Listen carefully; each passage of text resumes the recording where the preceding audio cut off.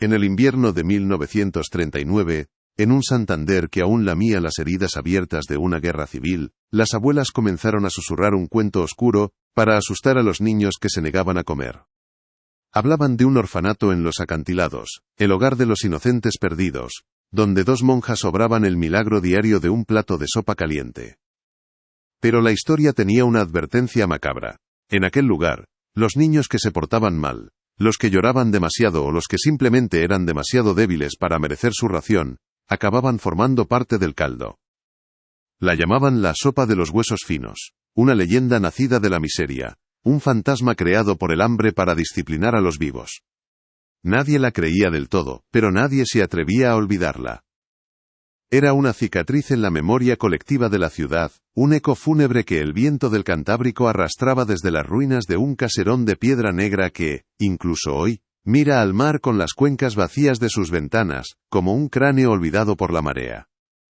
La historia que estás a punto de escuchar fue enterrada durante décadas, y hay quien prefiere que continúe así. Inscríbete ahora. Si no lo haces, quedarás entre los que ignoraron el aviso cuando éste llamase a su puerta.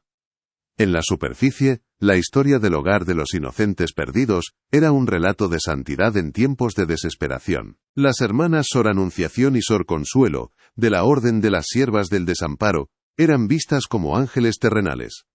En un Santander de cartillas de racionamiento, estómagos vacíos, y una procesión interminable de huérfanos de guerra, su orfanato era un faro de caridad.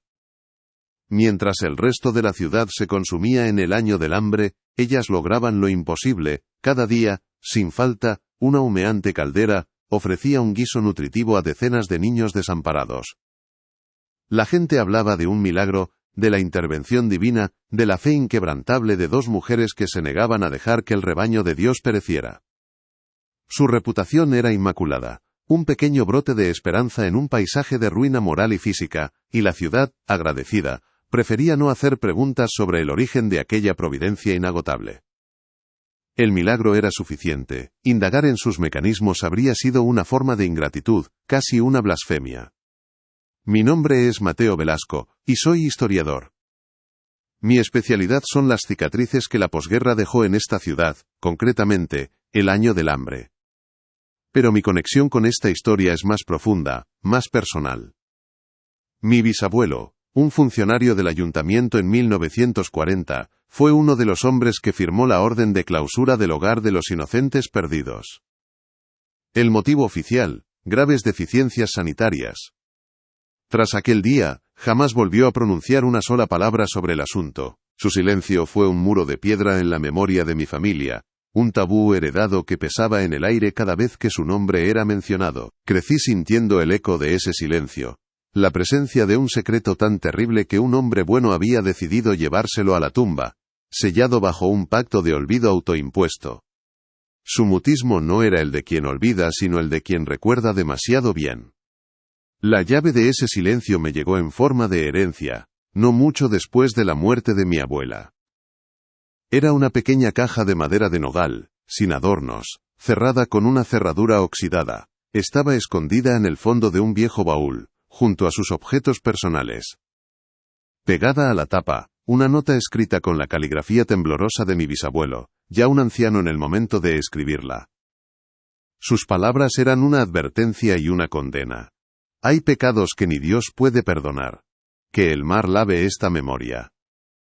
Sostuve la caja en mis manos, sintiendo su peso, que no era solo el de la madera y su contenido, sino el de 80 años de silencio deliberado. El aire de mi estudio, normalmente lleno del olor a papel viejo y tinta, pareció enrarecerse, como si al tocar aquel objeto hubiera invocado un miasma del pasado, un testimonio mudo que exigía, por fin, ser escuchado. Dentro de la caja, el pasado me esperaba en su forma más cruda y tangible. No había tesoros ni confesiones explícitas, solo 2 objetos. El primero era una pequeña llave de hierro, fría y corroída por el salitre, que encajaba perfectamente en la cerradura. El segundo era un documento oficial, el informe de clausura original del orfanato, fechado en la primavera de 1940. El papel amarillento estaba cubierto de tachaduras. Frases enteras, párrafos completos, habían sido obliterados con una gruesa tinta negra, aplicada con una furia censora que parecía casi un acto de profanación. Era un documento diseñado, para no decir nada, para ocultar. Pero el censor, en su prisa o en un descuido provocado por el horror, había dejado una línea intacta, una frase que se aferraba a la página como un superviviente a los restos de un naufragio. Olor inexplicable en la despensa. Los niños sanos tienen la mirada de los viejos. Esa frase fue el primer golpe del martillo contra el muro de silencio. Aquel hallazgo transformó una curiosidad académica en una obsesión personal. La leyenda de la sopa de los huesos finos ya no era folclore, era una historia real, una verdad tan espantosa que las autoridades, incluida mi propia familia, habían conspirado para enterrarla bajo capas de burocracia y miedo. El silencio de mi bisabuelo ya no era un enigma sino una confesión. Él había estado allí, había visto lo que había en esa despensa, había olido ese olor inexplicable, y lo más terrible de todo, había mirado a los ojos a esos niños sanos con miradas de ancianos. Comprendí que su silencio no era para protegerse a sí mismo, sino para proteger a los demás de una verdad que, una vez conocida, no podía ser olvidada. Mi investigación ya no era sobre un evento histórico, era un descenso a la tumba de un secreto familiar, una exhumación que sabía, instintivamente, que me cambiaría para siempre. Mi primer paso fue acudir a los archivos municipales, buscando el contexto, la narrativa oficial que rodeaba el cierre del hogar. Los documentos eran previsibles, deliberadamente insulsos. Hablaban de un brote de tifus en la zona, de la falta de alcantarillado en el viejo caserón, de la imposibilidad de garantizar la salubridad en un edificio tan antiguo y superpoblado. Todo era plausible, todo era lógico en el contexto de la posguerra. La clausura se presentó como un acto administrativo, una medida preventiva para proteger a los propios niños, que fueron reubicados en otras instituciones de la provincia. No había ni una sola mención a las hermanas, ni al olor inexplicable, ni a las miradas de los supervivientes. La historia oficial era una pared lisa, sin fisuras, diseñada para que nadie sintiera la tentación de mirar qué había detrás. Era un encubrimiento perfecto, una mentira construida con verdades a medias. Pero la verdad, por muy profundamente que se entierre, tiene una forma de dejar rastros, como raíces que agrietan el hormigón. Decidí que no podía entender la historia sin conocer el lugar. Conduje hasta la costa, hasta el saliente rocoso donde las ruinas del hogar de los inocentes perdidos aún se aferran a la existencia, desafiando las embestidas del Cantábrico. El día era gris, con un techo de nubes bajas que parecían presionar la tierra. El viento olía a sal y a descomposición, y el sonido constante de las olas rompiendo contra los acantilados de abajo era como el latido lento y fúnebre de un corazón moribundo. Ver el caserón por primera vez fue sobrecogedor.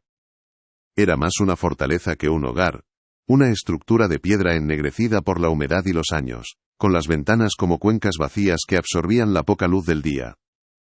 Parecía un organismo vivo pero enfermo, un lugar que había presenciado algo tan terrible que la propia piedra se había contagiado de su pena. Me acerqué con la cautela de quien entra en una tumba. Los muros exteriores estaban cubiertos de una capa de musgo verde y resbaladizo, que parecía una piel enferma. La gran puerta de roble, astillada y descolorida, colgaba de un solo gozne, invitando y advirtiendo a la vez. Al empujarla, el chirrido fue un lamento metálico que resonó en el silencio del interior, un sonido que no había sido escuchado en décadas. El aire que salió a mi encuentro era denso, casi irrespirable. Olía a moho, a madera podrida, a salitre, y a algo más. Un matiz muy leve, casi imperceptible, dulzón y graso, como el recuerdo de un caldo de huesos que se hubiera impregnado en las paredes para siempre. Era un olor fantasmal, el eco olfativo de la frase que me había traído hasta allí, olor inexplicable en la despensa. El vestíbulo era una caverna de sombras y escombros. El polvo lo cubría todo con un sudario gris, y las telarañas colgaban del techo como gasas viejas. La luz que se filtraba por las ventanas rotas dibujaba extraños patrones en el suelo, iluminando motas de polvo que danzaban en el aire como espíritus inquietos. En una de las paredes, la silueta más clara de un crucifijo que ya no estaba marcaba el lugar donde una vez había colgado la fe. El silencio era absoluto, pero no era un silencio vacío, Era un silencio pesado, opresivo, cargado con el peso de todas las voces que se habían apagado entre aquellos muros. Podía casi sentir la presencia de los niños, no como fantasmas, sino como una ausencia tangible, un vacío que gritaba la historia de su desaparición. Avancé por los pasillos, mis pasos resonando en la madera podrida. Cada habitación contaba una historia de abandono.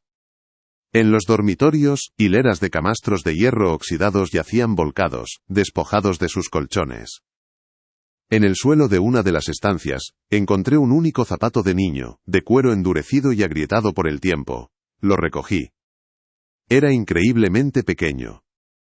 Sostenerlo era como sostener una reliquia de una vida interrumpida, un fragmento de una inocencia perdida. En otra habitación, que debió de ser el aula, una pizarra rota en el suelo aún conservaba los trazos fantasmales de una lección de caligrafía a medio terminar. Estos pequeños objetos, estos vestigios de vida cotidiana, eran más elocuentes que cualquier documento. Hablaban de un lugar donde la vida se había detenido de forma abrupta y violenta. Sabía que la siguiente pieza del puzzle no estaba en las ruinas, sino en el único lugar que guardaba los secretos de la Iglesia, los archivos diocesanos. Conseguir acceso no fue fácil. Mi apellido y mi reputación como historiador me abrieron algunas puertas, pero la desconfianza era palpable. Cuando mencioné el hogar de los inocentes perdidos, el rostro del anciano archivero, un sacerdote de ojos pequeños y astutos, se cerró como una concha. Me dijo que esos registros eran confidenciales, que trataban de asuntos dolorosos que era mejor no remover. Pero yo insistí, mencionando el informe de mi bisabuelo, insinuando que mi búsqueda era también un asunto de honor familiar. Finalmente, con un suspiro de resignación, me condujo a una sección restringida del archivo, un lugar frío y sin ventanas. Me entregó una única carpeta de cartón grueso, atada con una cinta roja cuyo color se había desvaído con el tiempo. En la portada, escrito con una caligrafía elegante pero severa, había dos palabras en latín que me helaron la sangre: Selus exceptum, crimen excepcional. Un crimen tan fuera de lo común, tan monstruoso, que requería una clasificación propia, apartada del resto de los pecados y transgresiones humanas. El sacerdote no dijo nada más. Simplemente me dejó solo en la pequeña sala de lectura, con la carpeta sobre la mesa y una única lámpara de luz amarillenta iluminando el polvo que mi presencia había levantado. Sentí que estaba a punto de cruzar un umbral, que al abrir aquella carpeta estaría profanando un secreto que había sido celosamente guardado no solo por el tiempo sino por la voluntad activa de hombres que temían su poder. Desaté la cinta con manos temblorosas. El olor a papel viejo y a incienso rancio llenó el aire. Dentro no había un informe detallado, sino un conjunto de documentos dispares, correspondencia, notas internas, y un pequeño fajo de cartas atadas con un hilo. Eran cartas de Sor Consuelo, la hermana menor, dirigidas a su confesor, un tal padre Agustín. Su caligrafía era un torbellino de trazos finos y apresurados, a veces casi ilegibles, como si las palabras se hubieran derramado sobre el papel, en un ataque de pánico o desesperación. No eran confesiones, sino súplicas de guía, gritos de un alma atrapada en una pesadilla de la que no podía despertar. El narrador omnisciente, con su voz profunda, podría leer un fragmento, permitiendo que la angustia de la monja se filtre a través del tiempo. Padre, rezo cada noche, pero mis oraciones se sienten huecas, como si chocaran contra un techo de bronce. Sor Anunciación dice que estamos cumpliendo la voluntad de Dios, que esta es una terrible prueba de fe, y que nuestra obediencia será nuestra salvación. Pero yo veo los rostros de los niños en mis sueños, Padre, los veo en la vigilia. Sobre todo los de los más débiles, los que se van en silencio durante la noche. Mi hermana me dice que el Señor los ha reclamado, que su sacrificio es necesario para que el rebaño sobreviva. Ella lo llama el caldo de la misericordia, y dice que es un milagro amargo que debemos aceptar con gratitud. Pero el olor de la cocina se me pega a la piel, se me mete en el pelo, en el alma. ¿Cómo puede la misericordia de Dios oler así, Padre? ¿Cómo puede la salvación tener este sabor? Las palabras de Sor Consuelo eran una ventana a un infierno doméstico y teológico. No revelaban el crimen explícitamente, pero pintaban un cuadro de coacción psicológica y fanatismo religioso. Sor Anunciación emergía de estas cartas no como un ángel sino como una figura dominante y dogmática, una matriarca que había torcido la fe para justificar lo impensable. Sor Consuelo era su primera víctima, una cómplice atrapada entre el terror a su hermana y el miedo a la condenación eterna. El caldo de la misericordia era el centro de su tormento, un sacramento profano que la obligaban a administrar y quizás a probar. Comprendí que para desentrañar el misterio necesitaba encontrar pruebas más tangibles, algo que conectara la angustia de Sor Consuelo con la ominosa frase del informe de mi bisabuelo. Mi siguiente parada fueron los archivos del antiguo hospital provincial, un laberinto de legajos polvorientos donde se almacenaba la historia médica de la región. Pasé días buscando los registros de los niños transferidos desde el hogar de los inocentes perdidos, en la primavera de 1940. Finalmente los encontré. Los informes de los médicos de la época eran una mezcla de perplejidad y frustración profesional. Físicamente, los niños estaban sorprendentemente sanos. Las notas repetían una y otra vez la misma observación. Inusualmente bien nutridos, considerando las privaciones generales de la población. Tenían un peso adecuado, no mostraban signos de escorbuto ni de las enfermedades carenciales que hacían estragos en otros orfanatos. El milagro del que hablaba la gente parecía ser, al menos en lo físico, real. Pero el milagro tenía un coste psicológico devastador. Los informes describían un cuadro clínico uniforme y desconcertante. Los niños sufrían de una melancolía profunda y persistente, se negaban a hablar, y pasaban horas mirando a un punto fijo en la pared con la mirada vacía de los ancianos, la misma expresión que mi bisabuelo había anotado. Padecían terrores nocturnos tan severos, que a menudo tenían que ser sedados. Pero el síntoma más extraño, el que más desconcertaba a los doctores, era una aversión visceral y violenta a la comida. Específicamente a la carne. Cualquier intento de servirles un plato que contuviera carne, por pequeño que fuera el trozo, provocaba ataques de pánico, vómitos y gritos. Era como si sus cuerpos, aunque nutridos, recordaran un horror que sus mentes infantiles habían reprimido. Las piezas del puzzle encajaban con una precisión aterradora. Niños bien alimentados en una época de hambruna. Un olor inexplicable en la despensa. Un caldo milagroso. Y una aversión traumática a la carne. La conclusión era monstruosa, casi inconcebible, pero las pruebas apuntaban en una única y oscura dirección. Faltaba la prueba definitiva, el eslabón que uniera la desesperación de Sor Consuelo, el trauma de los niños y el fanatismo de Sor Anunciación. Regresé a los archivos diocesanos, esta vez con una petición específica. No buscaba informes oficiales, sino los objetos personales de las hermanas, cualquier cosa que pudiera haber sido recogida tras la clausura. El archivero, ahora más cooperativo, quizás por un atisbo de culpa, me llevó a una caja de madera sin marcar, olvidada en un estante. Dentro, entre un rosario roto y un devocionario gastado, estaba El corazón de las tinieblas, un libro de contabilidad reconvertido en recetario. La caligrafía en la portada era severa, disciplinada. Recetario para el sostenimiento del rebaño, propiedad de Sor Anunciación. A primera vista, parecía un simple libro de cocina de la posguerra, lleno de recetas para aprovechar las mondas de patata, hacer pan con harina de castañas y estirar las raciones al máximo. Era un testimonio de la austeridad de la época. Pero mi atención se fijó en las anotaciones en los márgenes, escritas con la misma tinta y la misma mano precisa. Eran notas crípticas, casi un código, que añadían un matiz siniestro a las recetas más inocentes. Si esta revelación te ha helado la sangre, escribe alerta en los comentarios y deja tu like. No seas de los que cierran los ojos, las señales existen antes de que el peligro llegue. Me llevé el libro a mi estudio, sintiendo su peso profano. Bajo la luz de mi escritorio, pasé toda la noche descifrando el código de Sor Anunciación. No era complejo, era un sistema de eufemismos teológicos, una perversión del lenguaje pastoral para describir actos de una brutalidad inimaginable. Una receta titulada, estofado para los días de niebla, tenía una nota al margen, para el cordero débil, cocción lenta para ablandar el espíritu y honrar su entrega. Otra, un caldo reconstituyente, especificaba, para el rebaño fuerte, ración doble para que la fuerza del sacrificio se manifieste en ellos. La verdad se reveló con una claridad nauseabunda. El cordero débil no era un animal, eran los niños. los más enfermos, los que tosían por la noche, los que tenían fiebre. Los que, según su lógica retorcida, ya habían sido reclamados por el Señor. El recetario no era solo un registro de canibalismo por supervivencia, era el manifiesto de una teología monstruosa. Sor Anunciación no se veía a sí misma como una asesina, sino como una suma sacerdotisa de un nuevo y terrible sacramento. Ella no mataba, realizaba un sacrificio necesario.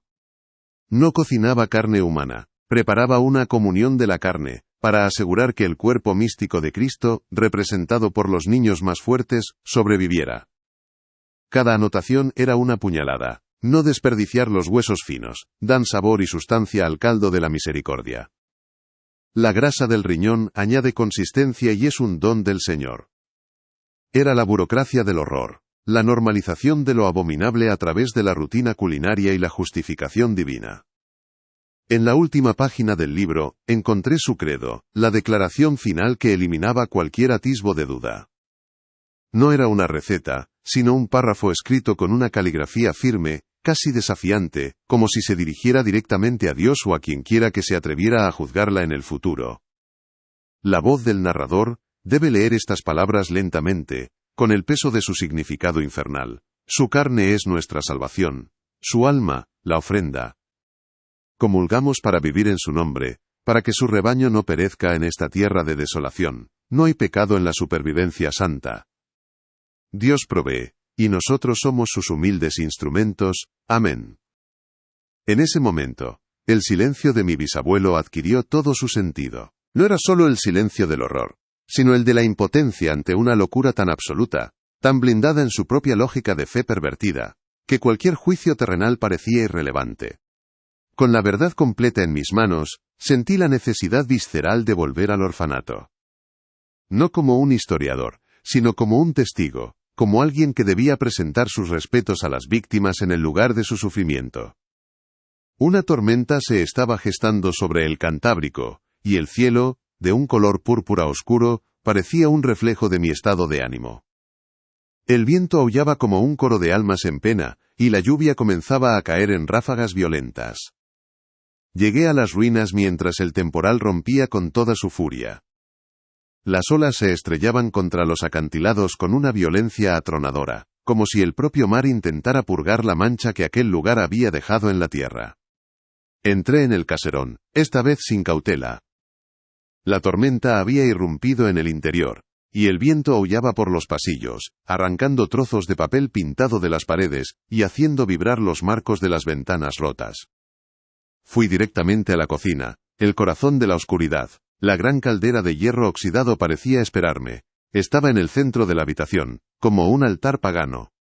Me incliné sobre su borde y miré dentro. En el invierno de 1939, en un Santander que aún lamía las heridas abiertas de una guerra civil, las abuelas comenzaron a susurrar un cuento oscuro, para asustar a los niños que se negaban a comer. Hablaban de un orfanato en los acantilados, el hogar de los inocentes perdidos, donde dos monjas obraban el milagro diario de un plato de sopa caliente. Pero la historia tenía una advertencia macabra. En aquel lugar, los niños que se portaban mal, los que lloraban demasiado o los que simplemente eran demasiado débiles para merecer su ración, acababan formando parte del caldo. La llamaban la sopa de los huesos finos, una leyenda nacida de la miseria, un fantasma creado por el hambre para disciplinar a los vivos. Nadie la creía del todo, pero nadie se atrevía a olvidarla. Era una cicatriz en la memoria colectiva de la ciudad, un eco fúnebre que el viento del Cantábrico arrastraba desde las ruinas de un caserón de piedra negra que, incluso hoy, mira al mar con las cuencas vacías de sus ventanas, como un cráneo olvidado por la marea. Aquel relato no era solo una historia, era un síntoma. Una supuración del trauma colectivo de una ciudad donde cada sombra parecía ocultar el esqueleto de un recuerdo innombrable, y el sonido de un cucharón raspando el fondo de una olla podía evocar tanto la salvación como el más profundo de los terrores. El miedo se había convertido en una forma de folclore, una herramienta para gestionar una realidad demasiado brutal para ser enfrentada directamente, tejiendo el horror en el tapiz de lo cotidiano hasta que su presencia se volvía tan familiar como el olor a salitre o el lamento constante de las gaviotas. En la superficie, la historia del hogar de los inocentes perdidos era un relato de santidad en tiempos de desesperación. Las hermanas Sor Anunciación y Sor Consuelo, de la Orden de las Siervas del Desamparo, eran vistas como ángeles terrenales. En un Santander de cartillas de racionamiento, estómagos vacíos, y una procesión interminable de huérfanos de guerra. Su orfanato era un faro de caridad. Mientras el resto de la ciudad se consumía en el año del hambre, ellas lograban lo imposible. Cada día, sin falta, una humeante caldera ofrecía un guiso nutritivo a decenas de niños desamparados. La gente hablaba de un milagro, de la intervención divina, de la fe inquebrantable de dos mujeres que se negaban a dejar que el rebaño de Dios pereciera. Su reputación era inmaculada, un pequeño brote de esperanza en un paisaje de ruina moral y física, y la ciudad, agradecida, prefería no hacer preguntas sobre el origen de aquella providencia inagotable. El milagro era suficiente. Indagar en sus mecanismos habría sido una forma de ingratitud, casi una blasfemia. Se aceptaba como se acepta la lluvia después de una sequía, sin cuestionar la naturaleza de las nubes. El vapor que se elevaba de aquella sopa diaria era como un incienso que purificaba el aire viciado de la posguerra, y la imagen de las dos hermanas, con sus tocas blancas impolutas, se convirtió en un icono de resistencia piadosa. La ciudad entera conspiró en un silencio de admiración, un pacto tácito, para proteger la única luz que brillaba en su larga noche de miseria. La historia que estás a punto de escuchar fue enterrada durante décadas, y hay quien prefiere que continúe así. Inscríbete ahora. Si no lo haces, quedarás entre los que ignoraron el aviso cuando éste llamase a su puerta. Mi nombre es Mateo Velasco y soy historiador. Mi especialidad son las cicatrices que la posguerra dejó en esta ciudad, concretamente el año del hambre. Pero mi conexión con esta historia es más profunda, más personal. Mi bisabuelo, un funcionario del ayuntamiento en 1940, fue uno de los hombres que firmó la orden de clausura del Hogar de los Inocentes Perdidos. El motivo oficial, graves deficiencias sanitarias. Tras aquel día, jamás volvió a pronunciar una sola palabra sobre el asunto. Su silencio fue un muro de piedra en la memoria de mi familia, un tabú heredado que pesaba en el aire cada vez que su nombre era mencionado. Crecí sintiendo el eco de ese silencio, la presencia de un secreto tan terrible que un hombre bueno había decidido llevárselo a la tumba, sellado bajo un pacto de olvido autoimpuesto. Su mutismo no era el de quien olvida, sino el de quien recuerda demasiado bien. Era una ausencia activa, una habitación cerrada en la casa de nuestra historia familiar, una puerta que todos sabíamos que no debíamos intentar abrir. A veces, de niño, le observaba mirar hacia el mar desde la ventana, con una expresión que no era de nostalgia, sino de una vigilancia perpetua, como si esperara que algo emergiera de las olas, algo que había ayudado a hundir hacía mucho tiempo. Ese silencio no era paz, era una guerra contenida, una batalla silenciosa que libró dentro de sí mismo hasta su último aliento, dejándonos a nosotros, sus descendientes, solo el campo de batalla abandonado de su memoria. La llave de ese silencio me llegó en forma de herencia, no mucho después de la muerte de mi abuela. Era una pequeña caja de madera de nogal sin adornos, cerrada con una cerradura oxidada. Estaba escondida en el fondo de un viejo baúl, junto a sus objetos personales, como si se tratara de una reliquia vergonzosa. Pegada a la tapa, una nota escrita con la caligrafía temblorosa de mi bisabuelo, ya un anciano en el momento de escribirla. Sus palabras eran una advertencia y una condena. Hay pecados que ni Dios puede perdonar. Que el mar lave esta memoria.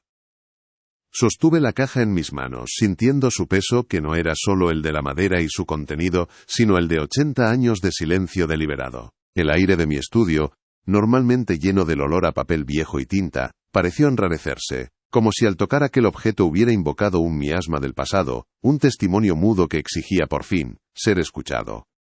La madera, fría al tacto, parecía vibrar con una energía contenida, y la cerradura, cubierta de una costra de óxido rojizo como sangre seca, parecía un ojo cerrado que se negaba a revelar los horrores que había presenciado.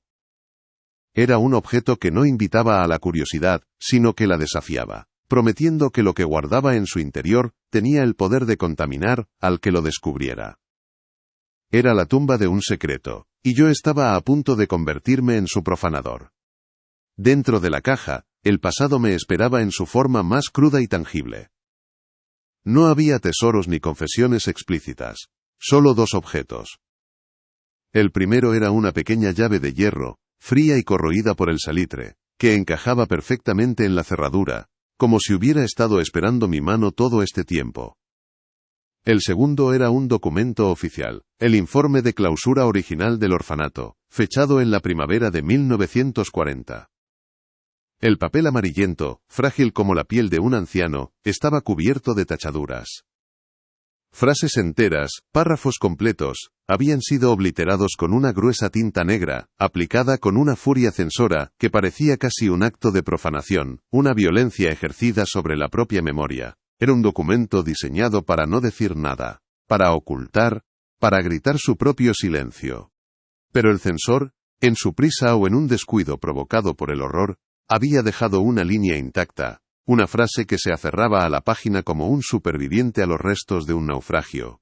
Olor inexplicable en la despensa. Los niños sanos tienen la mirada de los viejos. Esa frase fue el primer golpe del martillo contra el muro de silencio. Esas pocas palabras, rescatadas del olvido, resonaron en mi estudio con la fuerza de una confesión completa, pintando una imagen insoportablemente vívida. El hedor de un secreto guardado en la oscuridad, y los ojos de unos niños que habían visto demasiado, cuya inocencia había sido consumida para alimentar sus cuerpos. Aquel hallazgo transformó una curiosidad académica en una obsesión personal. La leyenda de la sopa de los huesos finos ya no era folclore. Era una historia real, una verdad tan espantosa que las autoridades, incluida mi propia familia, habían conspirado para enterrarla bajo capas de burocracia y miedo.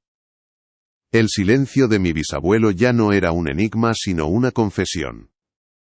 Él había estado allí, había visto lo que había en esa despensa, había olido ese olor inexplicable y, lo más terrible de todo, había mirado a los ojos a esos niños sanos con miradas de ancianos. Comprendí que su silencio no era para protegerse a sí mismo, sino para proteger a los demás, a nosotros, de una verdad que, una vez conocida, no podía ser olvidada. Una verdad que se adhiere al alma como el hollín. Mi investigación ya no era sobre un evento histórico, era un descenso a la tumba de un secreto familiar, una exhumación que sabía, instintivamente, que me cambiaría para siempre.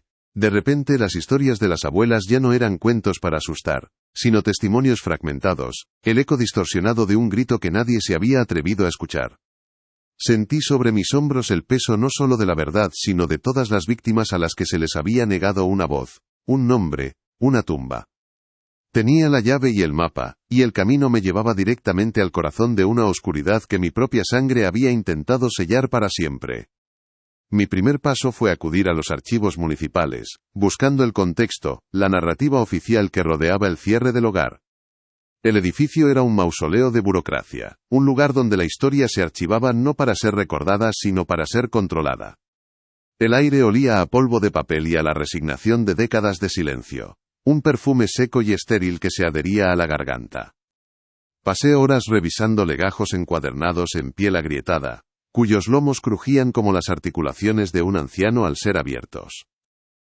Los documentos eran previsibles, deliberadamente insulsos, una obra maestra de la ofuscación administrativa. Hablaban con una frialdad clínica de un brote de tifus en la zona costera, de la falta de un sistema de alcantarillado adecuado en el viejo caserón, de la imposibilidad de garantizar la salubridad en un edificio tan antiguo y superpoblado. Cada palabra estaba cuidadosamente elegida para construir una realidad alternativa, una que fuera lógica, aceptable y sobre todo, desprovista de cualquier horror.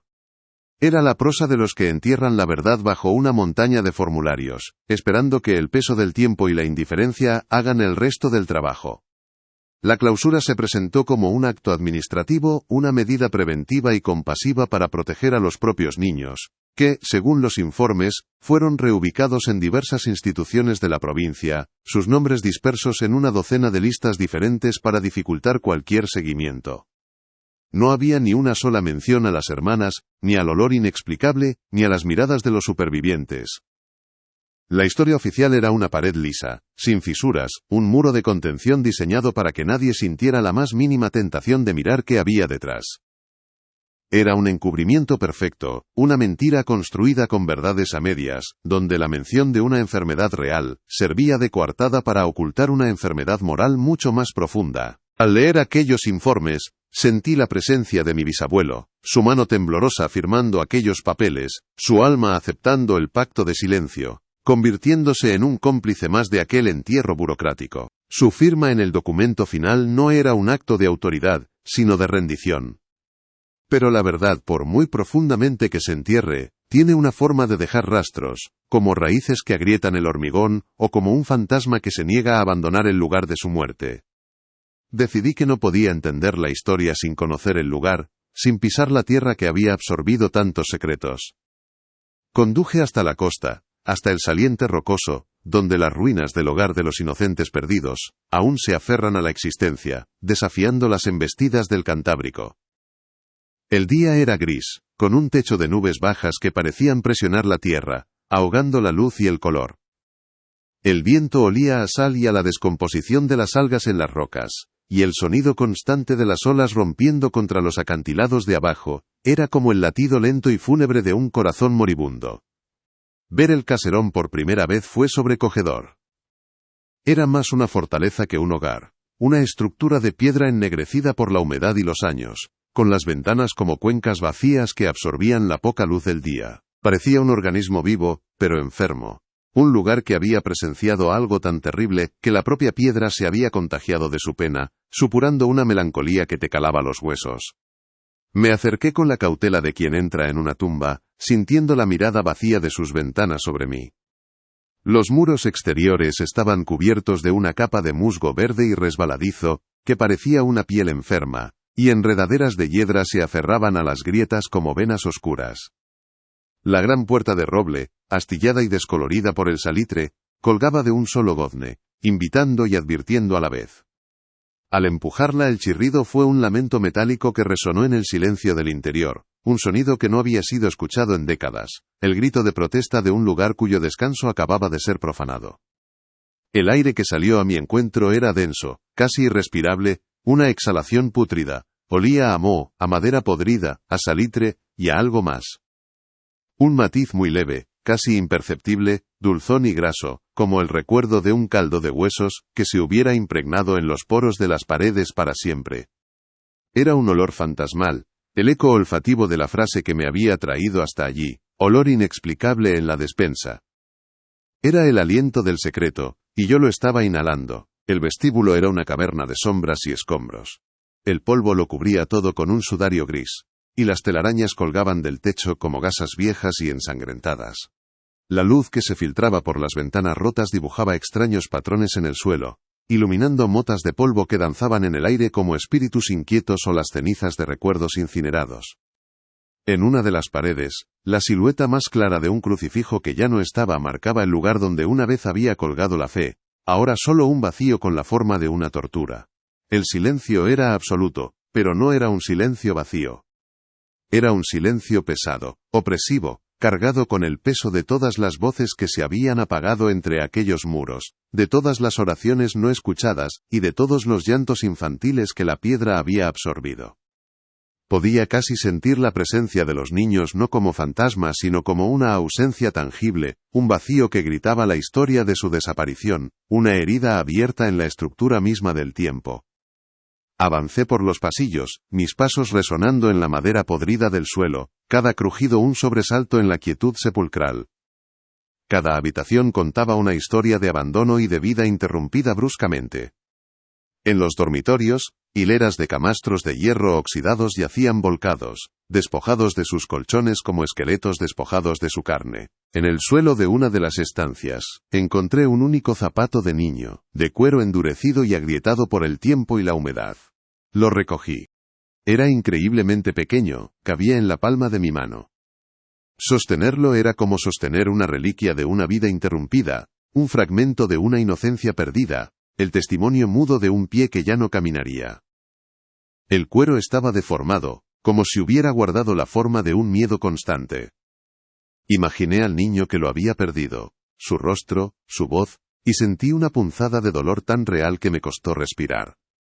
En otra habitación, que debió de ser el aula, una pizarra rota en el suelo, aún conservaba los trazos fantasmales de una lección de caligrafía a medio terminar, letras infantiles que el tiempo no había logrado borrar del todo. Eran como los últimos susurros de un mundo que se había desvanecido. Estos pequeños objetos, estos vestigios de vida cotidiana, eran más elocuentes que cualquier documento oficial.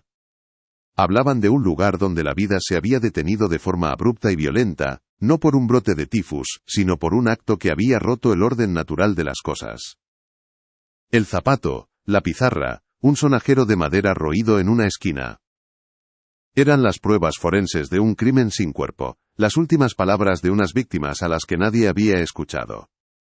Aquel lugar no estaba abandonado, estaba en un estado de luto perpetuo, un monumento a un horror que se negaba a ser olvidado. Sabía que la siguiente pieza del puzzle no estaba en las ruinas, sino en el único lugar que guardaba los secretos más oscuros de la Iglesia, los archivos diocesanos. Conseguir acceso no fue fácil.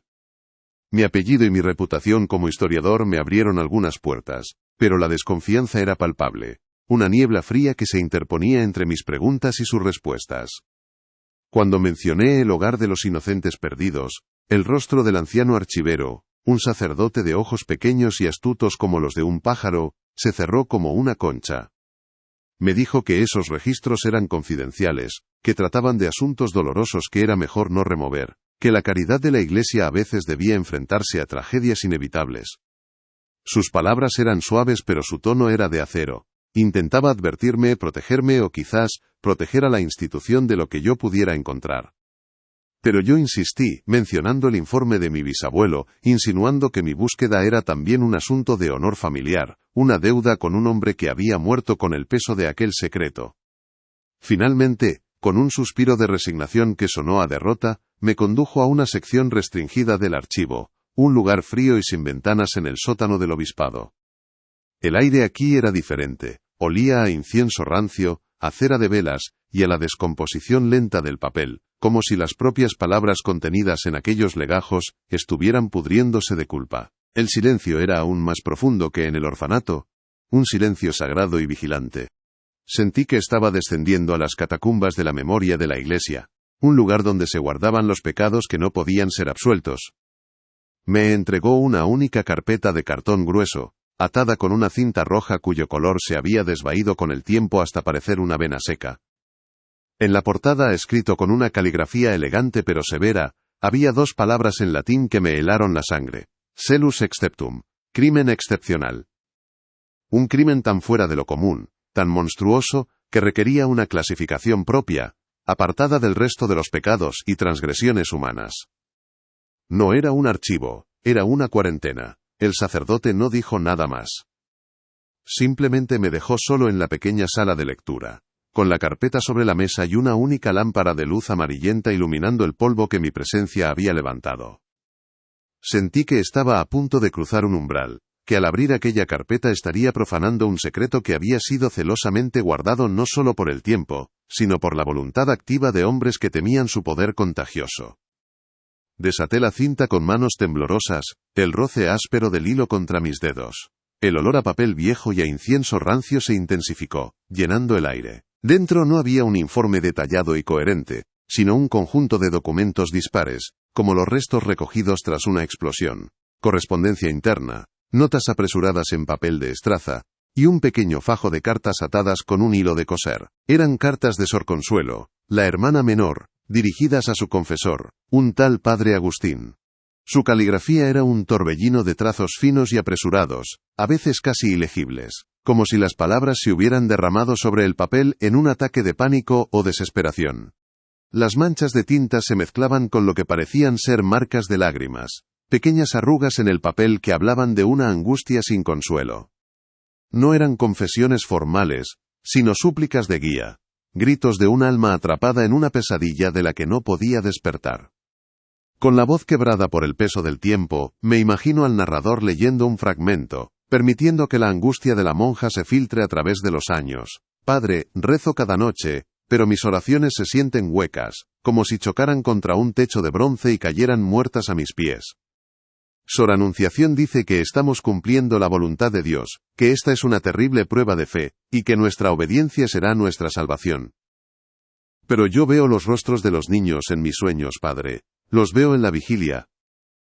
Sobre todo los de los más débiles, los que se van en silencio durante la noche, como velas que se apagan sin que nadie sople. Mi hermana me dice que el Señor los ha reclamado, que su sacrificio es necesario para que el rebaño sobreviva.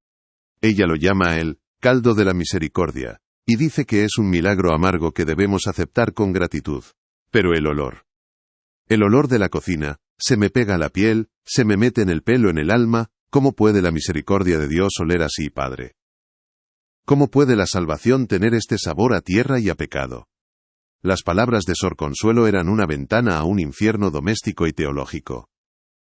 No revelaban el crimen explícitamente, pero pintaban un cuadro de coacción psicológica y fanatismo religioso que era casi peor.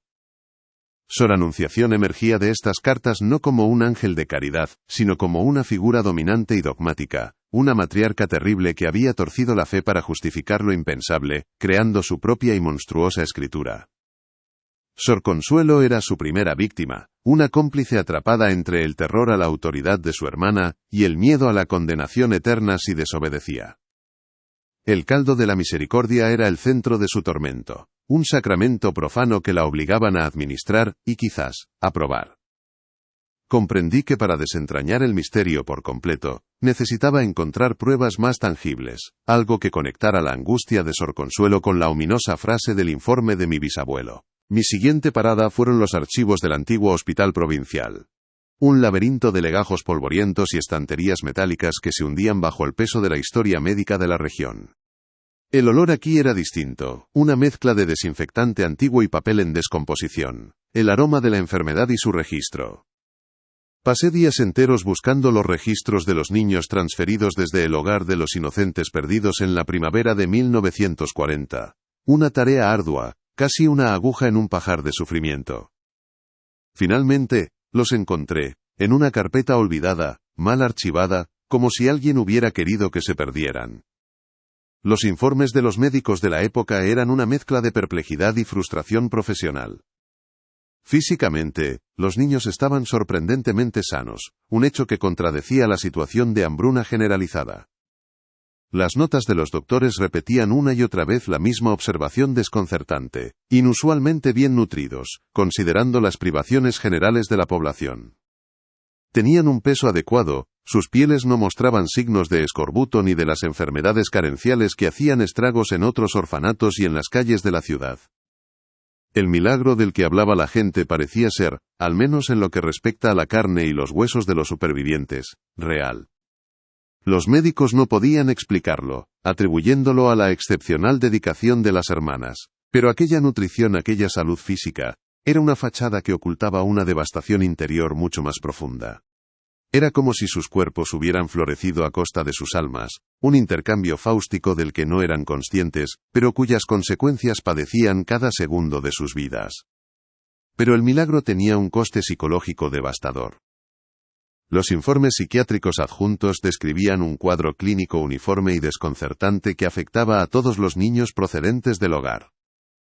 Sufrían de una melancolía profunda y persistente, se negaban a hablar o a interactuar, y pasaban horas mirando a un punto fijo en la pared con la mirada vacía de los ancianos, la misma expresión que mi bisabuelo había anotado con mano temblorosa en su informe censurado. Padecían terrores nocturnos tan severos que a menudo tenían que ser sedados, gritando en sueños palabras ininteligibles. Pero el síntoma más extraño, el que más desconcertaba a los doctores y el que me hizo sentir un escalofrío en la espina dorsal, era una aversión visceral y violenta a la comida, específicamente a la carne. Cualquier intento de servirles un plato que contuviera carne, por pequeño que fuera el trozo, provocaba ataques de pánico, vómitos y gritos desgarradores. Era como si sus cuerpos, aunque nutridos, recordaran un horror que sus mentes infantiles habían reprimido para poder sobrevivir. Las piezas del puzzle encajaban con una precisión aterradora, formando una imagen que no quería ver pero que ya no podía ignorar. Niños bien alimentados en una época de hambruna. Un olor inexplicable en la despensa. Un caldo milagroso llamado de la misericordia. Y una aversión traumática a la carne. La conclusión era monstruosa, casi inconcebible. Una violación de los tabúes más fundamentales de la humanidad. Pero las pruebas apuntaban en una única y oscura dirección. Faltaba la prueba definitiva, el eslabón que uniera la desesperación de Sor Consuelo, el trauma de los niños, y el fanatismo de Sor Anunciación en una sola narrativa coherente e irrefutable. Regresé a los archivos diocesanos, esta vez con una petición específica. No buscaba informes oficiales, sino los objetos personales de las hermanas, cualquier cosa que pudiera haber sido recogida tras la clausura del orfanato. El archivero, ahora más cooperativo, quizás por un atisbo de culpa o por un mórbido deseo de ver el final de la historia, me llevó a una caja de madera sin marcar, olvidada en un estante alto cubierto de telarañas. Dentro, entre un rosario roto cuyas cuentas de madera parecían pequeños cráneos y un devocionario gastado con las páginas pegadas por la humedad, estaba el corazón de las tinieblas. Un libro de contabilidad, reconvertido en recetario. La caligrafía en la portada era severa, disciplinada, casi marcial. Recetario para el sostenimiento del rebaño. Propiedad de Sor Anunciación. A primera vista, parecía un simple libro de cocina de la posguerra, lleno de recetas para aprovechar las mondas de patata, hacer pan con harina de castañas y estirar las raciones al máximo. Era un testimonio de la austeridad y el ingenio forzados por la época. Pero mi atención se fijó en las anotaciones en los márgenes, escritas con la misma tinta, y la misma mano precisa y controlada. Eran notas crípticas, casi un código, que añadían un matiz siniestro a las recetas más inocentes, transformando un simple manual de supervivencia en el diario de un monstruo. Si esta revelación te ha helado la sangre, escribe alerta en los comentarios y deja tu like. No seas de los que cierran los ojos, las señales existen antes de que el peligro llegue. Me llevé el libro a mi estudio, sintiendo su peso profano en mi maletín. Parecía irradiar un frío antinatural. Bajo la luz de mi escritorio, que proyectaba largas sombras en la habitación, pasé toda la noche descifrando el código de Sor Anunciación. No era complejo, era un sistema de eufemismos teológicos, una perversión del lenguaje pastoral para describir actos de una brutalidad inimaginable, una forma de santificar lo abominable. Una receta titulada, Estofado para los días de niebla, que parecía referirse al clima de Santander, tenía una nota al margen. Para el cordero débil, cocción lenta para ablandar el espíritu y honrar su entrega. El tomillo disimula la fragilidad. Otra un caldo reconstituyente especificaba, para el rebaño fuerte, ración doble para que la fuerza del sacrificio se manifieste en ellos. Añadir siempre el tuétano. La verdad se reveló con una claridad nauseabunda. El cordero débil no era un animal. Eran los niños, los más enfermos, los que tosían por la noche, los que tenían fiebre. Los que, según su lógica retorcida, ya habían sido reclamados por el Señor, y cuyo paso a la otra vida podía, y debía, ser de utilidad para los que quedaban. El recetario no era solo un registro de canibalismo por supervivencia, era el manifiesto de una teología monstruosa, el evangelio de una nueva y terrible fe nacida del hambre y la locura. Sor Anunciación no se veía a sí misma como una asesina, sino como una suma sacerdotisa de un nuevo y terrible sacramento, una Abraham dispuesta a sacrificar no a un hijo sino a muchos, para obedecer a un Dios que solo ella escuchaba. Ella no mataba, realizaba un sacrificio necesario. No cocinaba carne humana, preparaba una comunión de la carne para asegurar que el cuerpo místico de Cristo, representado por los niños más fuertes y sanos, sobreviviera a la tribulación. Cada anotación era una puñalada en la conciencia de la humanidad. No desperdiciar los huesos finos, dan sabor y sustancia al caldo de la misericordia. La grasa del riñón añade consistencia, y es un don del Señor que no debe ser despreciado. Era la burocracia del horror, la normalización de lo abominable a través de la rutina culinaria y la justificación divina. Una contabilidad precisa del pecado. En la última página del libro, encontré su credo, la declaración final que eliminaba cualquier atisbo de duda o de posible locura transitoria. No era una receta, sino un párrafo escrito con una caligrafía firme, casi desafiante, como si se dirigiera directamente a Dios o a quienquiera que se atreviera a juzgarla en el futuro, un testamento de su fe inquebrantable en su propia y monstruosa interpretación de la divinidad. La voz del narrador debe leer estas palabras lentamente, con el peso de su significado infernal, permitiendo que cada sílaba caiga en el silencio como una gota de veneno. Su carne es nuestra salvación. Su alma la ofrenda. Comulgamos para vivir en su nombre, para que su rebaño no perezca en esta tierra de desolación. No hay pecado en la supervivencia santa. Dios provee, y nosotros somos sus humildes instrumentos. Amén. En ese momento, el silencio de mi bisabuelo adquirió todo su sentido, una claridad tan absoluta y cegadora como un relámpago en una noche sin luna. No era solo el silencio del horror, sino el de la impotencia ante una locura tan absoluta, tan blindada en su propia lógica de fe pervertida, que cualquier juicio terrenal parecía irrelevante, fútil. Él no había visto a una asesina, había visto a una profeta de un Dios oscuro, y ante esa convicción, las leyes de los hombres se deshacían como la sal en el agua. Con la verdad completa en mis manos, una verdad que pesaba más que cualquier piedra de aquel caserón maldito, sentí la necesidad visceral de volver al orfanato. Ya no como un historiador que busca datos, ni siquiera como un bisnieto que busca respuestas, sino como un testigo, como alguien que debía presentar sus respetos a las víctimas en el mismo lugar de su sufrimiento y su sacrificio. Era una peregrinación a un altar profano, una deuda que sentía con aquellas pequeñas almas cuyo único crimen había sido la debilidad. Una tormenta se estaba gestando sobre el Cantábrico, y el cielo de un color púrpura oscuro casi magullado, parecía un reflejo de mi estado de ánimo. El viento aullaba como un coro de almas en pena, y la lluvia comenzaba a caer en ráfagas violentas y heladas que golpeaban los cristales de mi coche como puños desesperados. Conduje hacia los acantilados, sintiendo que no era yo quien guiaba el vehículo, sino una fuerza invisible, una cita ineludible con el epicentro de la pesadilla. Llegué a las ruinas mientras el temporal rompía con toda su furia.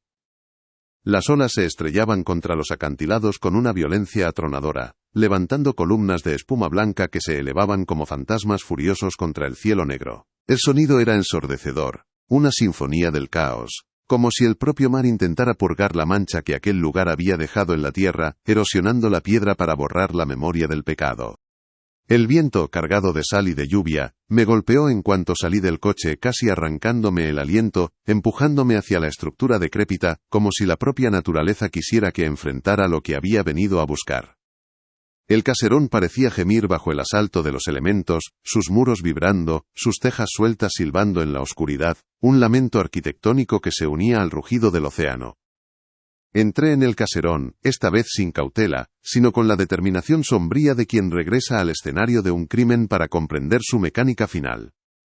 La tormenta había irrumpido en el interior, y el viento aullaba por los pasillos, arrancando trozos de papel pintado de las paredes que volaban como murciélagos de papel, y haciendo vibrar los marcos de las ventanas rotas con un tableteo frenético.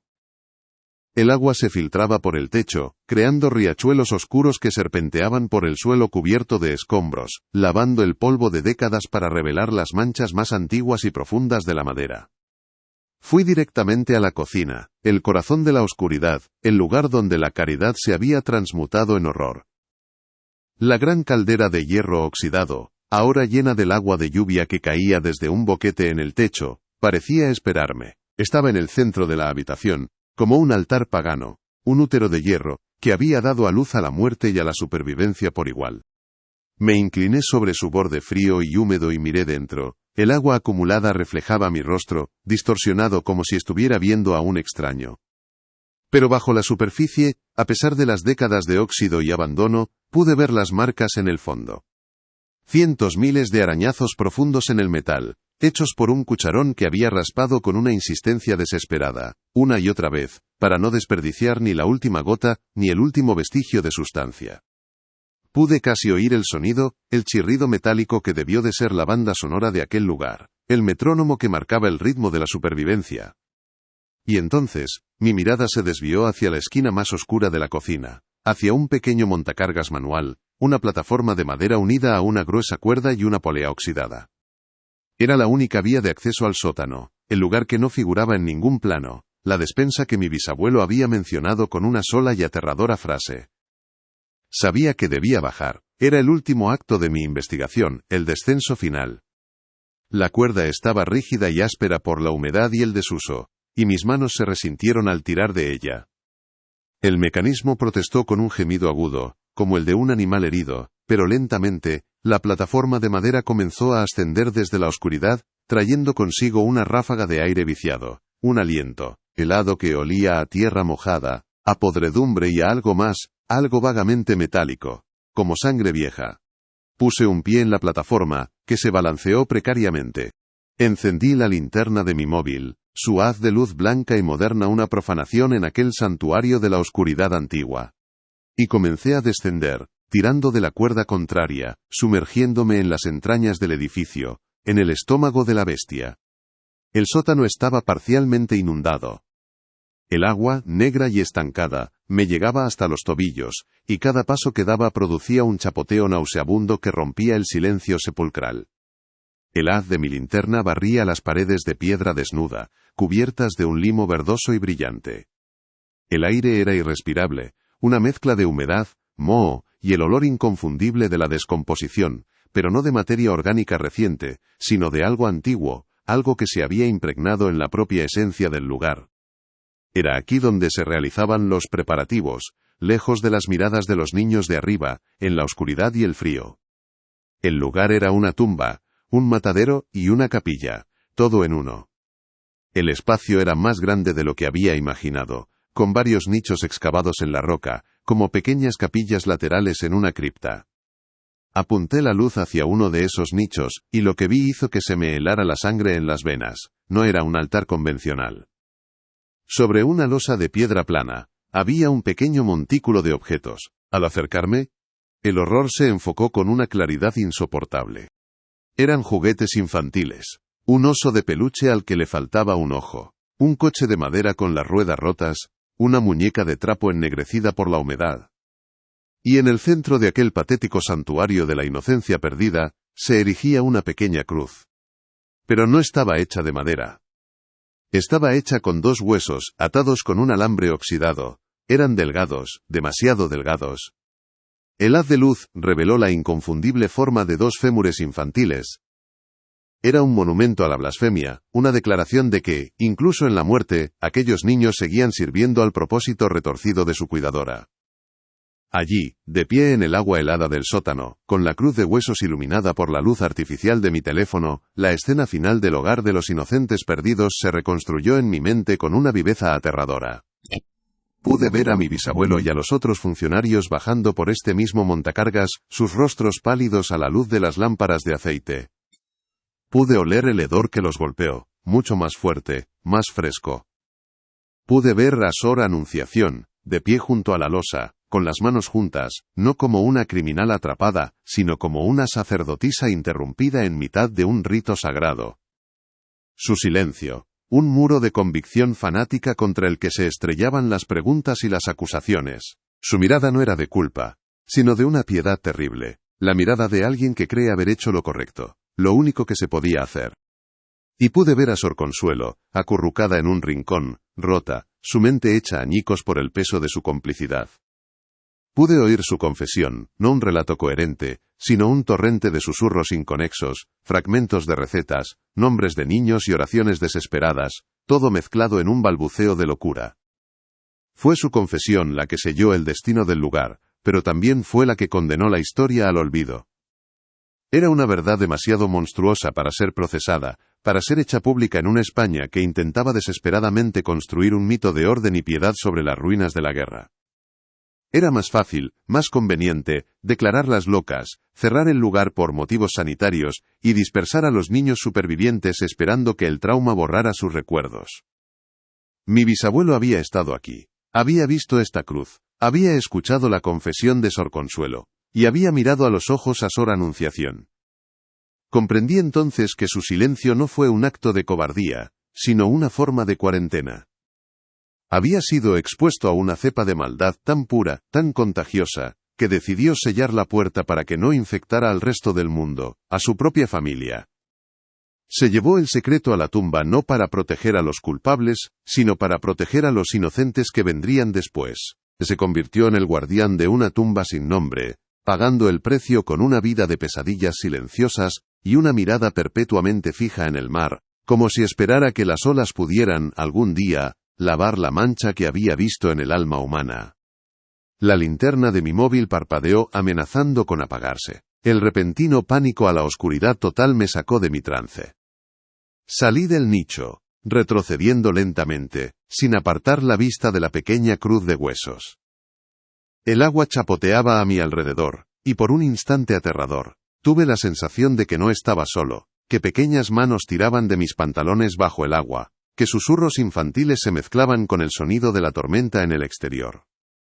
Eran las voces de los que se habían quedado atrás, los corderos débiles, cuyos huesos habían dado sabor al caldo, y cuya memoria había sido enterrada bajo 80 años de silencio.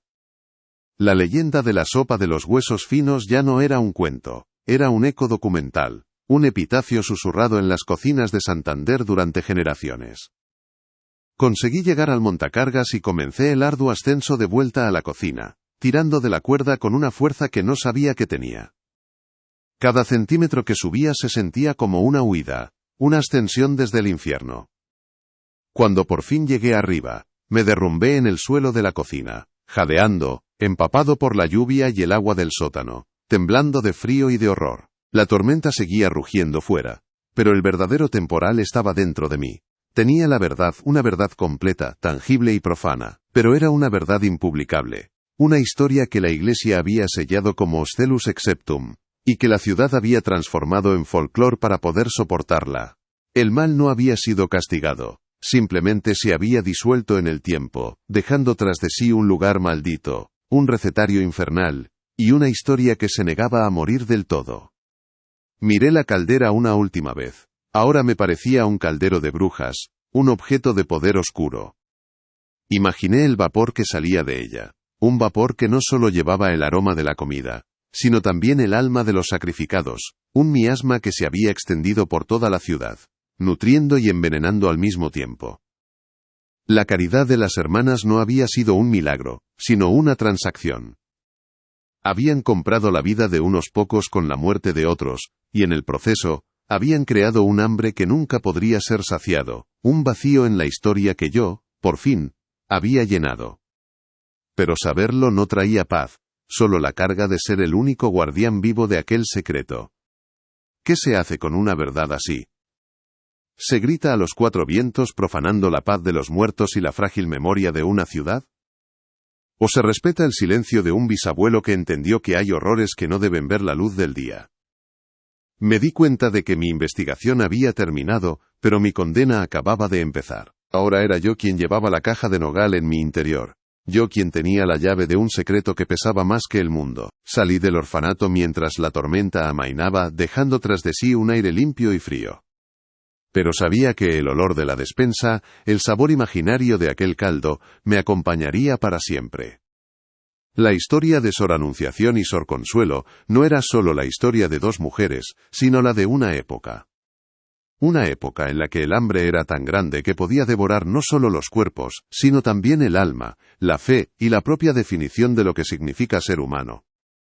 En la desesperación, habían creado su propio Dios, un Dios terrible y pragmático que exigía sacrificios de carne para mantener vivo al rebaño.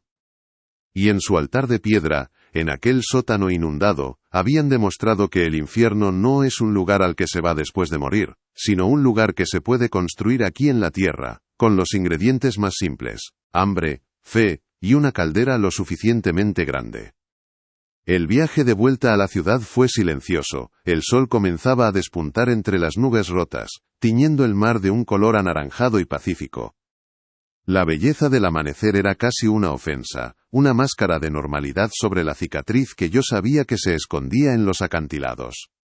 Santander despertaba, la gente salía a las calles, el olor a café y a pan recién hecho llenaba el aire. La vida continuaba, construida sobre las capas de historias olvidadas, de silencios convenientes, y entre la multitud, los descendientes de aquellos niños, los supervivientes del rebaño fuerte, caminarían sin saber nunca el precio exacto que se pagó por su existencia, llevando en su sangre el eco de una comunión prohibida.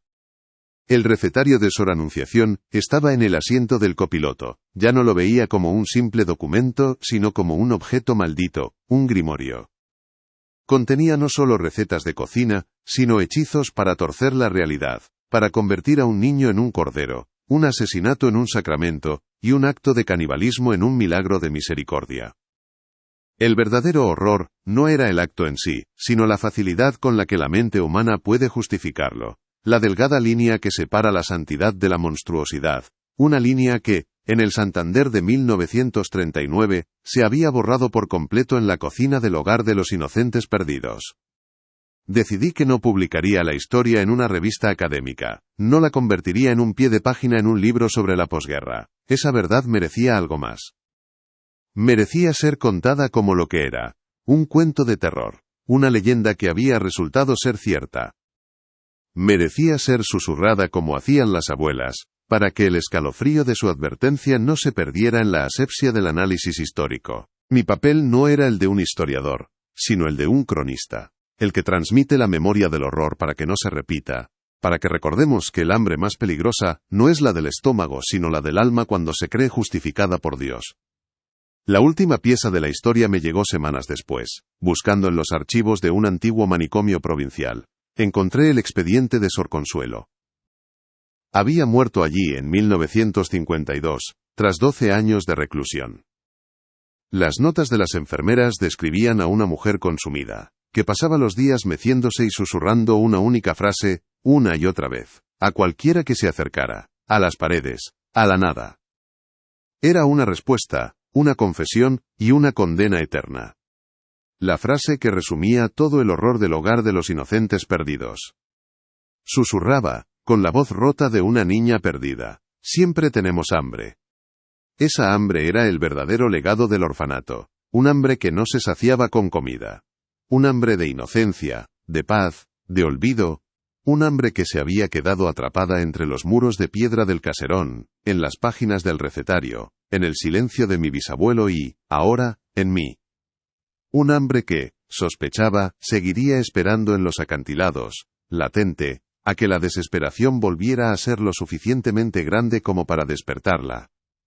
Porque hay pecados que ni Dios puede perdonar, y hay hambres que ni toda la carne del mundo puede saciar. Mi investigación había comenzado con una caja y una llave, y terminaba con una certeza aterradora. Las leyendas más oscuras no nacen de la imaginación, sino de verdades que son demasiado terribles para ser recordadas de otra manera. La sopa de los huesos finos era el nombre que la memoria colectiva le había dado a lo innombrable, una forma de contener el horror en los límites de un cuento infantil. Pero yo había abierto la caja, había cruzado la puerta, y ahora sabía que no hay cuento. Solo están los hechos, fríos y afilados como los huesos de un niño, esperando en el fondo de la olla a que alguien tenga el valor, o la locura, de remover el caldo. La verdad ahora en mi poder, no me liberó, me encadenó a la historia. Cada vez que pasaba cerca de la costa sentía la atracción de las ruinas, como si me llamaran. Cada vez que oía a un niño llorar, un eco de aquel lugar resonaba en mi cabeza. Mateo Velasco, el historiador, había muerto en aquel sótano. En su lugar, había nacido un guardián, un portador de la memoria de los inocentes perdidos, condenado a escuchar para siempre el sonido metálico de un cucharón raspando el fondo de una caldera vacía. Y a preguntarme, en las noches de insomnio, si el hambre de 1939 se había ido realmente del hogar, o si, entre sus muros, todavía esperaba pacientemente a ser saciada. El legado de las hermanas no eran los niños que salvaron, sino el trauma que sembraron. Un trauma tan profundo que se había vuelto invisible. Una herida subterránea en el alma de la ciudad. Los supervivientes, los del rebaño fuerte, vivieron sus vidas, tuvieron hijos y nietos, creando un futuro construido sobre un pasado devorado. Quizás la aversión a la carne se transmitió como una peculiaridad familiar, una manía inexplicable. Quizás una melancolía hereditaria, una sombra sin nombre, los acompañó siempre.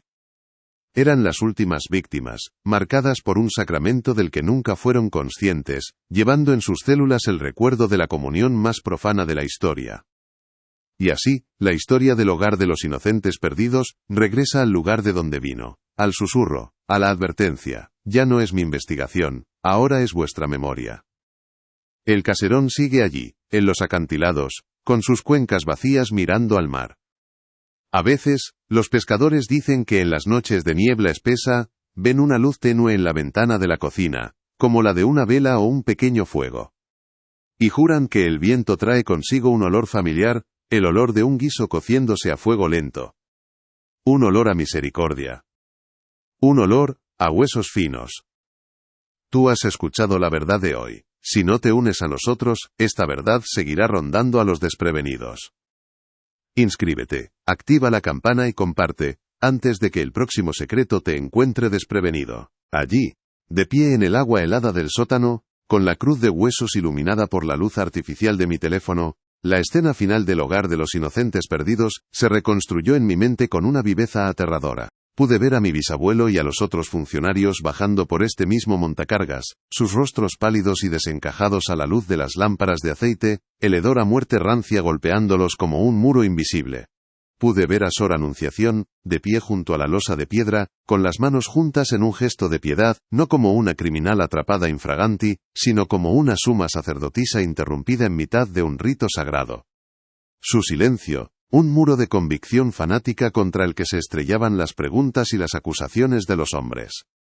Su mirada no era de culpa ni de miedo, sino de una piedad terrible, la mirada de alguien que cree haber hecho lo correcto, lo único que se podía hacer, y que se lamenta no por sus actos, sino por la ceguera de un mundo incapaz de comprender la profundidad de su sacrificio. Y pude ver a Sor Consuelo, acurrucada en un rincón, rota, su mente hecha añicos por el peso de su complicidad y el terror de su obediencia.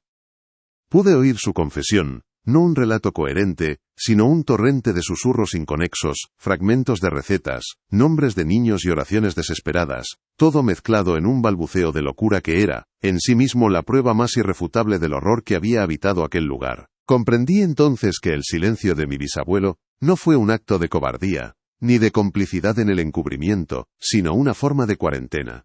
Él había sido expuesto a una cepa de maldad tan pura, tan contagiosa en su lógica retorcida, que decidió sellar la puerta para que no infectara al resto del mundo, para que no nos alcanzara a nosotros, su propia familia. Se llevó el secreto a la tumba no para proteger a los culpables, a quienes la Iglesia ya se encargaría de esconder en sus propios laberintos de silencio, sino para proteger a los inocentes que vendrían después, a aquellos que aún no habían nacido, y que no merecían cargar con el conocimiento de que la fe y el hambre podían engendrar tales monstruos. Se convirtió en el guardián de una tumba sin nombre, pagando el precio con una vida de pesadillas silenciosas y una mirada perpetuamente fija en el mar, como si esperara que las olas pudieran, algún día, lavar la mancha que había visto en el alma humana. Su silencio no fue un vacío sino un escudo, el último acto de un hombre bueno que, al enfrentarse a un mal absoluto, eligió absorberlo en lugar de propagarlo. La linterna de mi móvil parpadeó, amenazando con apagarse y sumirme en la oscuridad total de aquella cripta. El pánico, frío y primario, me sacó de mi trance. Retrocedí lentamente, sin apartar la vista de la pequeña cruz de huesos, un monumento a la blasfemia erigido con los restos de sus propias víctimas. El agua chapoteaba a mi alrededor. Y por un instante aterrador, tuve la sensación de que no estaba solo, que pequeñas manos tiraban de mis pantalones bajo el agua, que susurros infantiles se mezclaban con el sonido de la tormenta en el exterior, pidiendo ser escuchados, ser nombrados. Llegué al montacargas y comencé el arduo ascenso de vuelta a la cocina, tirando de la cuerda áspera con una fuerza que no sabía que tenía, cada centímetro ganado una victoria contra la gravedad y contra la atracción de aquel abismo. Cuando por fin llegué arriba me derrumbé en el suelo de la cocina, jadeando, empapado por la lluvia y el agua del sótano, temblando de frío y de horror. La tormenta seguía rugiendo fuera, pero el verdadero temporal estaba dentro de mí. Tenía la verdad, una verdad completa, tangible y profana. Pero era una verdad impublicable, una historia que la Iglesia había sellado como Scelus Exceptum, y que la ciudad había transformado en folclore, para poder soportarla. El mal no había sido castigado, simplemente se había disuelto en el tiempo, dejando tras de sí un lugar maldito, un recetario infernal y una historia que se negaba a morir del todo. El legado de las hermanas no eran los niños que salvaron, sino el trauma que sembraron, una herida subterránea en el alma de la ciudad. Semanas después, buscando en los archivos de un antiguo manicomio provincial, encontré la última pieza. El expediente de Sor Consuelo. Había muerto allí en 1952, tras 12 años de reclusión en los que nunca recuperó la cordura. Las notas de las enfermeras describían a una mujer consumida por un espectro interior, que pasaba los días meciéndose y susurrando una única frase, una y otra vez, a cualquiera que se acercara, a las paredes, a la nada. Era una respuesta, una confesión y una condena eterna. La frase que resumía todo el horror del hogar de los inocentes perdidos. con la voz rota de una niña perdida susurraba: «Siempre tenemos hambre». Y Sor Anunciación. Su rastro se desvanece por completo de los registros públicos. La Iglesia, en su infinita capacidad para gestionar sus propios pecados, la hizo desaparecer, probablemente enclaustrada en algún convento remoto, un fantasma vivo cuya fe monstruosa era demasiado peligrosa para dejarla a la vista del mundo. Su silencio final fue tan absoluto como su convicción, un agujero negro en la historia que se tragó su propio nombre. Esa hambre de la que hablaba Sor Consuelo era el verdadero legado del orfanato, un hambre que no se saciaba con comida, un hambre de inocencia, de paz, de olvido. Un hambre que se había quedado atrapada entre los muros de piedra del caserón, en las páginas del recetario, en el silencio de mi bisabuelo, y, ahora, en mí. Decidí que no publicaría la historia en una revista académica, no la convertiría en un pie de página en un libro sobre la posguerra. Esa verdad merecía algo más. Merecía ser contada como lo que era. Un cuento de terror, una leyenda que había resultado ser cierta. Mi papel no era el de un historiador, sino el de un cronista, el que transmite la memoria del horror para que no se repita, para que recordemos que el hambre más peligrosa no es la del estómago sino la del alma cuando se cree justificada por una fe pervertida. La sopa de los huesos finos era el nombre que la memoria colectiva le había dado a lo innombrable. Una forma de contener el horror en los límites de un cuento infantil. Pero yo había abierto la caja, había cruzado la puerta, y ahora sabía que no hay cuento. Solo están los hechos, fríos y afilados como los huesos de un niño, esperando en el fondo de la olla a que alguien tenga el valor, o la locura, de remover el caldo. La verdad, ahora en mi poder, no me liberó, me encadenó a la historia para siempre. Cada vez que paso cerca de la costa, siento la atracción de las ruinas, como si me llamaran por mi nombre. Cada vez que oigo a un niño llorar, un eco de aquel lugar resuena en mi cabeza. Mateo Velasco, el historiador, murió en aquel sótano. En su lugar, nació un guardián, un portador de la memoria de los inocentes perdidos, condenado a escuchar para siempre el sonido metálico de un cucharón raspando el fondo de una caldera vacía. El caserón sigue allí, en los acantilados, con sus cuencas vacías mirando al mar. A veces, los pescadores dicen que en las noches de niebla espesa, cuando el mundo parece desdibujarse, ven una luz tenue en la ventana de la cocina, como la de una vela o un pequeño fuego, y juran que el viento del Cantábrico, ese viento que lo arrastra todo, trae consigo un olor familiar, el olor de un guiso cociéndose a fuego lento, un olor a misericordia, un olor a huesos finos. Y si el hambre de 1939 nunca se fue realmente del hogar de los inocentes. Y si, entre sus muros todavía espera, pacientemente a ser saciada. Has escuchado la verdad de hoy. Si no te unes a nosotros, esta verdad seguirá rondando a los desprevenidos. Inscríbete, activa la campana y comparte, antes de que el próximo secreto te encuentre desprevenido.